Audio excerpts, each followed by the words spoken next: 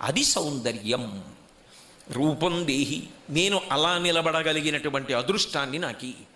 నన్ను చూసి వెనకనున్న వాళ్ళు సంతోషించాలి. వాడు ఉండగా మాకేమని బ్రతకగలిగిన పూనిక వాళ్ళకి కలిగేటట్టు నేను బ్రతికెదనుగాక. సమరమునందు నేను నెగ్గాలి. ఏ సమరం? స్వార్థమును విడిచిపెట్టి 10 మంది కోసం బ్రతికి సౌందర్యాన్ని పుంజుకోవాలి. రూపం దేహి. కాబట్టి నేను అటువంటి సౌందర్యమును పొందాలి. దానికి లోపల పరాకాష్ట అసలు రూపమేది? మారిపోతున్న శరీరం కాదు. బాల్యాదిశ్యపి జగ్రదాదిశ తథా సర్వాస్వస్థాస్యపి వ్యావృత్తా స్వనువర్తమానమహమిత్యం తస్ఫురంతం సదా స్వాత్మానం ప్రకటీకరోతి భజతాం యో ముద్రయా భద్రయా తస్మై శ్రీ గురుమూర్తయే నమ ఇదం శ్రీ దక్షిణామూర్తయే అంటారు. ఇది బాల్యంలో ఉన్నప్పుడు నేను పిల్లాడిని అన్నాను, ఇది యవ్వనంలో ఉన్నప్పుడు నేను పిల్లాడిని అన్నాను, ఇది వార్ధక్యంలోకి వచ్చినప్పుడు నేను పిల్లాడిని అన్నాను. ఇది ఎలా ఉన్నా లోపల ఉన్న నేను మాత్రం ఇది మారడాన్ని గమనిస్తున్నాను. ఆఖరణ ఇది ఒకనాడు పడిపోతుంది. పడిపోతున్న సాక్షిగా చూస్తూ నేను ఆత్మగా నిలబడగలిగినటువంటి ప్రజ్ఞ నాకు అంకురించాలి. అది నా యథార్థ రూపం. నేను ఆత్మ అని జ్ఞానమును పొంది అనుభవమునందు ఊంచుకోవాలి. అది పతాక స్థాయి. అది నాకు కావాలమ్మా. రూపం దేహి ఆవిడిస్తుంది, సమరంలో గెలిపించి నడిపిస్తుంది. జయం దేహి, అమ్మ నాకు జయం కావాలి. ఇందులో జయం కావాలి. నిత్య జీవనము సమరము. జీవితం ఒక పెద్ద యుద్ధభూమి. తెల్లవారి లేస్తే సమస్య.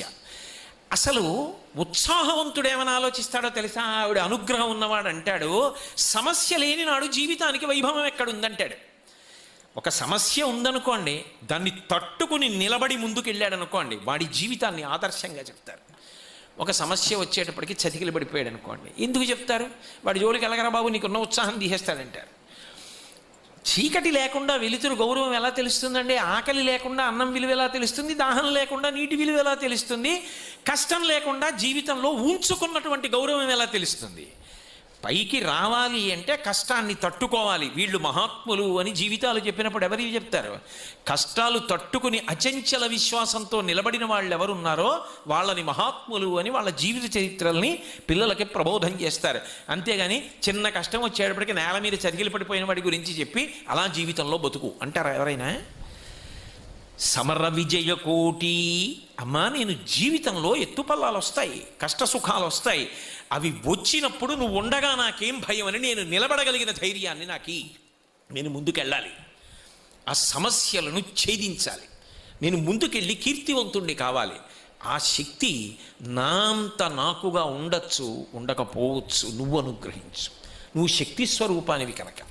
కాబట్టి సమర విజయ కోటి. లోపల ఇంకొక జయం కావాలి. అన్నీ రెండు కింద ఎడతాయి. ఇందాక చెప్పానే, రూపం దేహి అంటే పైకి సౌందర్యం, లోపల ఆత్మస్వరూపం. ఇప్పుడు జయం దేహి, నిత్య జీవిత సమరంలో నేను నెగ్గాలి.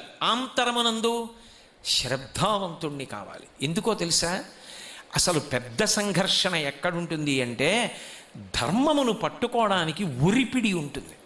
ఆ ఉరిపిడిని తట్టుకున్నవాడే ధర్మమునందు ఊంచుకోగలడు తప్ప ఉరిపిడికి తట్టుకోలేకపోతే ముందు ఏది వదిలేస్తాడంటే ధర్మం వదిలేస్తాడు.